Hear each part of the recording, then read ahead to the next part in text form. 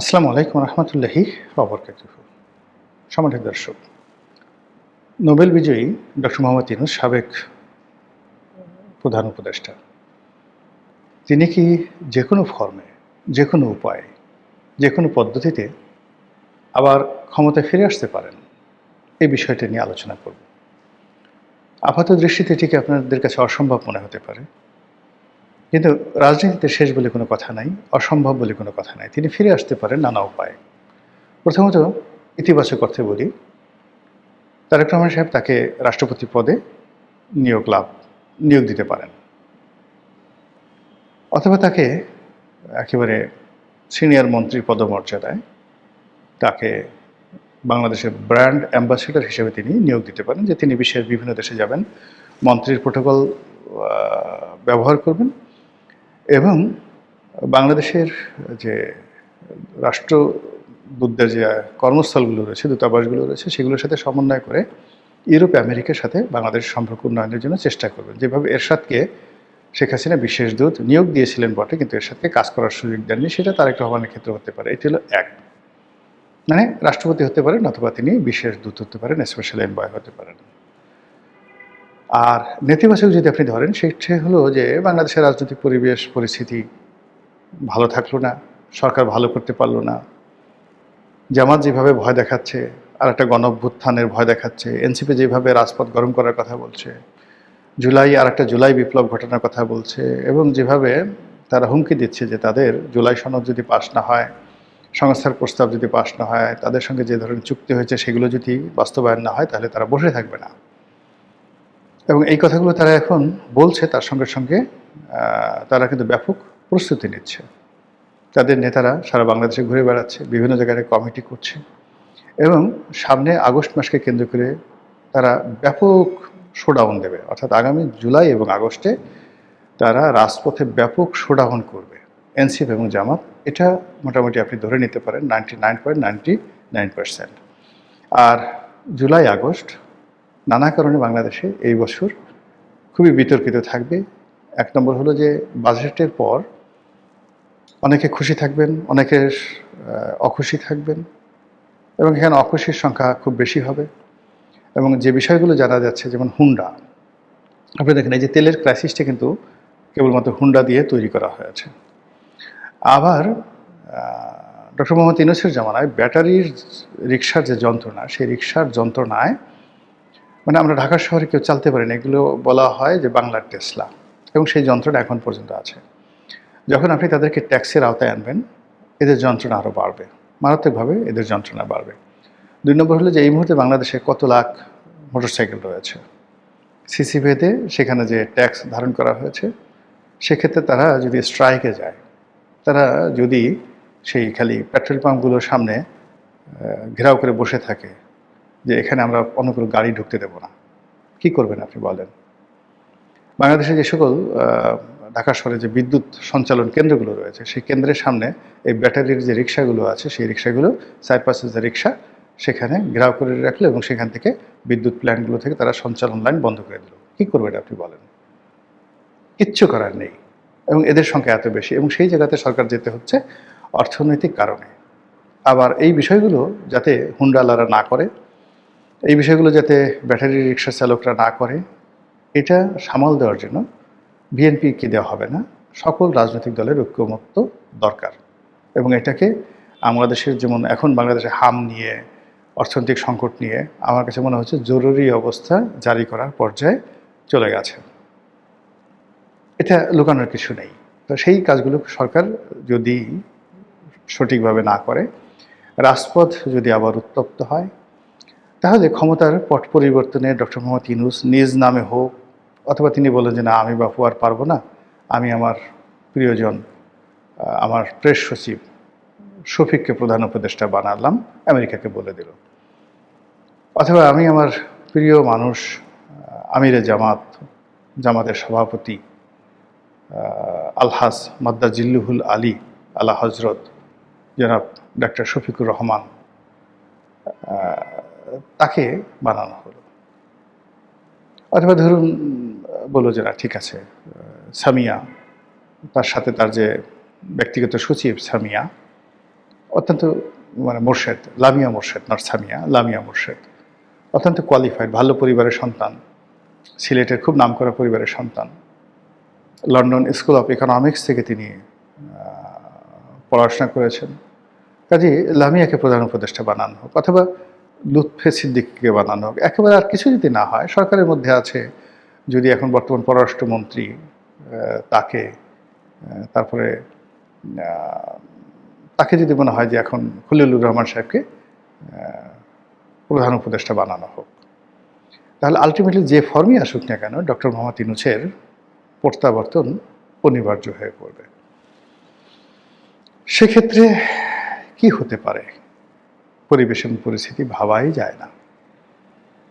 আর এটা যে হবে না তাও বলা যাচ্ছে না। এর কারণ হলো যে প্রথম ক্ষমতা হারানোর পর তারা মোটামুটি 2 সপ্তাহ চুপচাপ ছিলেন, কিন্তু এখন তারা কেউ, তাদের যত রকম লোকজন আছেন, তাদের সেই মনির হায়দার, এখন মনির হায়দার বলতে গেলে 1 ডজন মন্ত্রীর উপরে প্রভাব বিস্তার করছেন।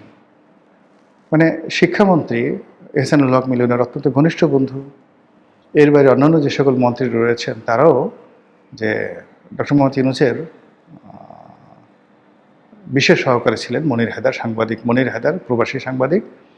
সেই মনির হায়দারের যে দাপট, তার যে প্রভাব প্রতিপত্তি এখন 20 থেকে 25 জন মন্ত্রীর চাইতে অনেক বেশি। It means doctor Mohammad Yunus এবং আমেরিকার প্রভাব যায়নি। এখন মনির হায়দারকে যারা ভয় পাচ্ছেন, পাত্তা দিচ্ছেন, সম্মান করছেন, কাছে ভিড়তে দিচ্ছেন, এমনকি বিএনপি তাদের যে ক্রোড়পত্র বের করে বিশেষ দিন উপলক্ষে, তাদের যে বিশেষ ক্রোড়পত্র, সেখানে মনির হায়দারের লেখা থাকে। তো বোঝার চেষ্টা করেন যে মনির হায়দার এখন সরকারের কাছে মাহফুজ আনাম, মতিউর রহমান, আবার ওই যে মতিউর রহমান চৌধুরী যিনি আছেন তিনি, এরকম যে সমস্ত লোকজন এখন তারেক রহমান সাহেবের খুব ঘনিষ্ঠ হয়ে পড়েছেন, এমনকি আবদুল্লাহ আবু সাইদ সাহেব আছেন, তাদের চাইতেও মনির হায়দার এখন প্রভাবশালী হয়ে পড়েছেন।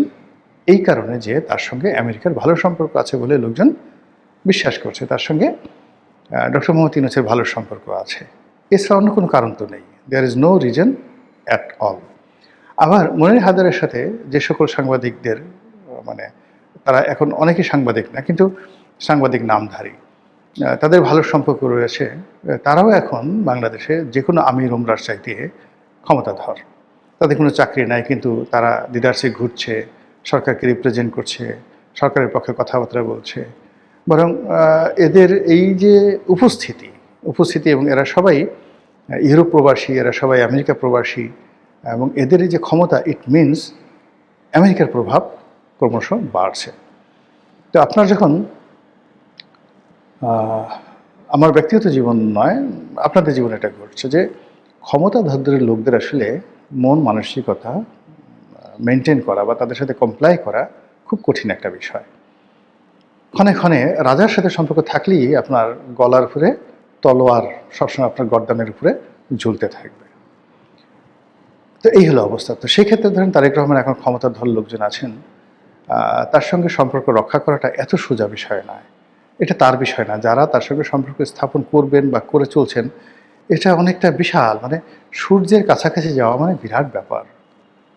একইভাবে তারেক রহমান সাহেবের যে ক্ষমতা, তার চেয়ে 100 গুণ ক্ষমতা, কোটি কোটি গুণ ক্ষমতা, বিলিয়ন বিলিয়ন ট্রিলিয়ন ক্ষমতা আমেরিকার এবং ডোনাল্ড ট্রাম্পের। ফলে এই পাগলা ট্রাম্প কখন যে কি করে, কখন যে কোন সিদ্ধান্ত নেয়, তার বন্ধু বানাতে দেরি লাগে না, শত্রু বানাতে দেরি লাগে না, সিদ্ধান্ত পরিবর্তন করতে দেরি লাগে না, বোমা মারতে দেরি লাগে না, পা ধরতে দেরি লাগে না। তো এরকম একজন উন্মাদ যখন আমেরিকার প্রেসিডেন্ট, তো সেই আমেরিকা যখন বাংলাদেশ নিয়ে খেলছে, এতে কোনো সন্দেহ নাই সেই খেলার ক্ষেত্রে যে কোনো সময় দাবার ছক পরিবর্তন হয়ে যেতে পারে। যে কোনো সময় ডক্টর মোহাম্মদ ইউনূসের ভাগ্য আবার খুলে যেতে পারে। যে কোনো সময় আওয়ামী লীগের কপাল খুলে যেতে পারে। যে কোনো সময় তারেক রহমান সাহেবের কপাল খুলে যেতে পারে, আবার সবার কপাল একসাথে পুড়ে যেতে পারে। তবে এখন লক্ষণ যেটা দেখছি সেটি হলো সরকারকে চাপে রাখা হচ্ছে, সরকারকে ভয় দেখানো হচ্ছে। সরকার যে এই যে ঘন ঘন চীনে যাচ্ছে, চীনমুখী হচ্ছে, চীনের সাথে দহরম মহরম করার চেষ্টা করছে, তিস্তা ব্যারেজ করতে চাচ্ছে, গঙ্গা ব্যারেজ করতে চাচ্ছে, তারপরে বগুড়াতে আন্তর্জাতিক মানের বিমান ঘাঁটি করতে চাচ্ছে, না বিমান বন্দর করতে চাচ্ছে। বগুড়া আন্তর্জাতিক বিমানবন্দর, যেটা বাংলাদেশের সবচেয়ে ভালো বিমানবন্দর হবে বলে সবাই আশঙ্কা করছেন। এর কারণ হলো এই আন্তর্জাতিক বিমানবন্দরে চীনের বিমানগুলো সরাসরি চীনের প্রেসিডেন্ট ইচ্ছা করলে বগুড়া আসতে পারে। আর বগুড়া একটা সময় তো বাংলাদেশের রাজধানী ছিল। তো সেই বগুড়ার মহাস্থানগড়, পুণ্ড্রবর্ধন, পুণ্ড্রনগরী, এগুলো তো ঐতিহ্যবাহী। আর বগুড়া থেকে একটু সামনে গিয়ে চাঁপাইনবাবগঞ্জ যদি আপনি যান উত্তরবঙ্গে, সেখানে বহুকাল প্রায় 300 ইয়ার্স ওখানে বাংলার রাজধানী ছিল। আলাউদ্দিন হোসেন শাহ, যে হোসেন শাহী বংশের রাজধানী, সেটা ওখানে ছিল। ওখানে সেই কি বলবো, যে ওই যে ছোট সোনা মসজিদ, ওই সুলতানি আমলের নিদর্শন। তো কাজে ওই এলাকাকে কেন্দ্র করে একটা নতুন রাজনীতির বলয় হতে পারে। সেখানে এই বলয়টা তৈরি করার জন্য সেখানে চীনের উপস্থিতি দরকার, এবং চীনের সেই বিমান ঘাঁটি, চীনের সেই 1000 শয্যা বিশিষ্ট হাসপাতাল, এগুলোকে কেন্দ্র করে উত্তরবঙ্গের এই এলাকাতে যত বেশি বাংলাদেশ তার সামরিক শক্তি বাড়াবে, রাজনৈতিক শক্তি বাড়াবে, ততই ভারতের রীতিমতো তছনছ হয়ে যাবে। আপনারা জানেন যে এই সময়টাতে উত্তরবঙ্গের এখন ঠিক কোন এলাকাতে শশাঙ্কের রাজধানী ছিল আমরা বলতে পারি না, তবে উত্তরবঙ্গের দিনাজপুর বা রংপুর বা এই যাকে বলা হয় বগুড়ার কোনো একটা অঞ্চলে শশাঙ্কের রাজধানী ছিল, এবং শশাঙ্কের এই রাজধানীর থাকার কারণে এখান থেকে পুরো উত্তর ভারত তিনি দখল করে ফেলেছিলেন, একদম দিল্লি পর্যন্ত, হরিয়ানা পর্যন্ত তিনি অধিকার করে ফেলেছিলেন। তো সেই জমানা আবার যে আসবে না ইতিহাসে, এটা কিন্তু ভারত জানে যে এটা এনি টাইম এটা ঘটতে পারে। একজন মানুষ, এখন তারেক রহমান সাহেব যে বাংলার নতুন শশাঙ্ক হবেন না এটা বলা যায় না। এই বাংলাতে অনেক মানুষ হয়েছেন, তিনি যে ইখতিয়ার উদ্দিন মোহাম্মদ বিন বখতিয়ার খলজি হবেন না, ইখতিয়ার মোহাম্মদ বখতিয়ার খলজি তিনি কি এই সিকিম অভিযান করেননি? তিনি পারেননি, কিন্তু সিকিম পর্যন্ত যাওয়ার আগে যত জায়গা আছে সব তো তিনি তছনছ করেছেন, সবগুলো তিনি জয়লাভ করেছেন। তো তারেক রহমান সাহেব তো এটা হতে পারে। তো এইটাকে কেন্দ্র করে ভারত তো বসে নেই, তারা চক্রান্ত করছে।